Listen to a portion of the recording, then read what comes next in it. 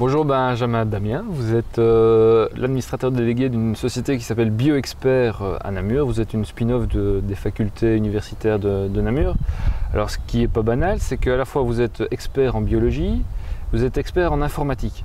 Comment on fait pour être expert dans ces deux domaines qui semblent déjà si spécifiques l'un à l'autre? Comment est-ce qu'on y arrive? Ce sont des profils assez rares, puisqu'en général, on considère que le biologiste déteste les mathématiques.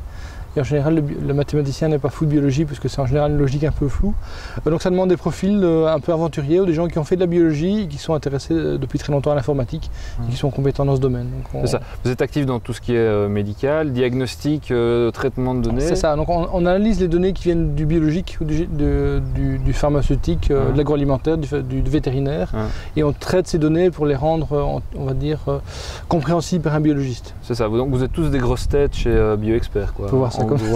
Ouais, c'est ça. Donc aujourd'hui, vous êtes pas seulement une société qui maîtrise deux domaines très spécifiques et déjà très compliqués pour le commun des mortels, mais en plus vous êtes une société qui marche, vous faites 700 000 € de chiffre d'affaires aujourd'hui et vous le faites à l'international. Comment est-ce qu'on fait avec une structure de 10 personnes pour être à l'international de cette façon?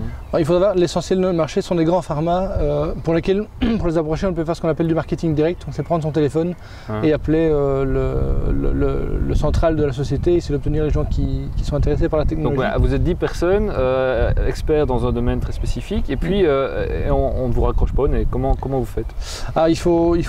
Ça se fait petit à petit. Au début, on est raccroché au nez 9 fois sur 10 et puis on fait des salons, on commence à avoir des premiers clients qui acceptent de travailler avec vous et ça permet d'avoir des références qui ouvrent d'autres portes. Donc ça marche petit à petit, il faut lancer la balle.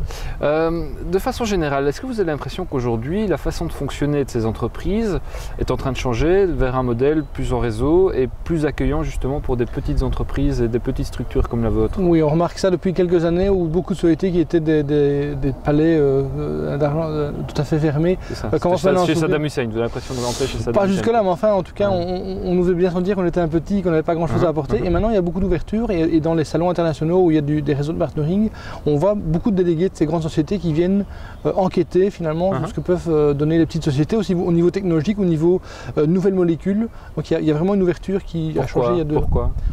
Je pense que c'est le business model du pharma qui commence à changer, où on quitte le modèle du médicament qu'on va vendre à 1 milliard d'exemplaires vers des niches.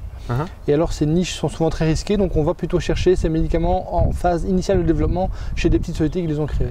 Et transférer une partie du risque vers ces petites sociétés. Donc il y a vraiment une polarisation du marché qui se fait, où les pharma deviennent un peu des supermarchés, on ne va pas aimer ça, mais qui s'occupent de la commercialisation, de tout ce qui est validation, et les petits producteurs qui lancent ces innovations à haut risque, qui échouent, qui disparaissent, et celles qui résistent vendent ces technologies aux pharma. Donc c'est des opportunités pour vous, de façon générale? En général, c'est mon métier beaucoup plus facile maintenant qu'il était il y a 4 ou 5 ans. Ah oui.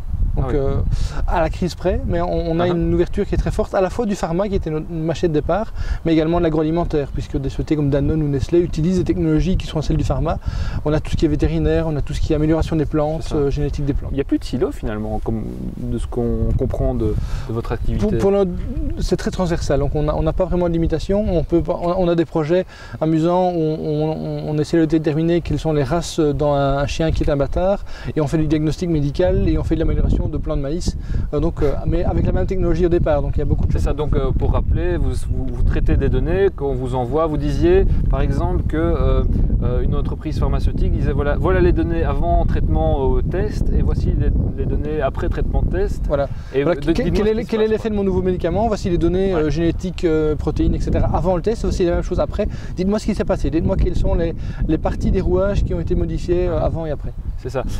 Vous êtes aujourd'hui à l'international. On s'était déjà parlé à une autre occasion. Vous étiez dans un incubateur à Nottingham. Vous avez travaillé avec des gens à Lyon.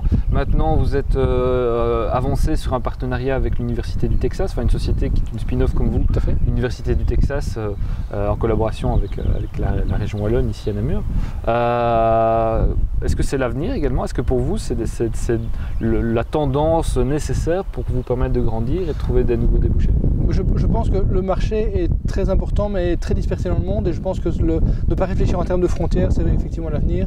Et si le meilleur partenaire est au Japon, aux États-Unis, il faut aller chercher. Même si on n'est que 10 personnes et qu'on est à Namur. Il n'y a pas de limite. Je pense qu'en plus, on a une technologie qui fait qu'on peut bien travailler via Internet. Donc on n'a vraiment pas de limite matérielle à ce niveau-là. Et alors en termes de billets d'avion, je veux dire qu'aller en Barcelone ou aller à San Diego coûte le même prix maintenant.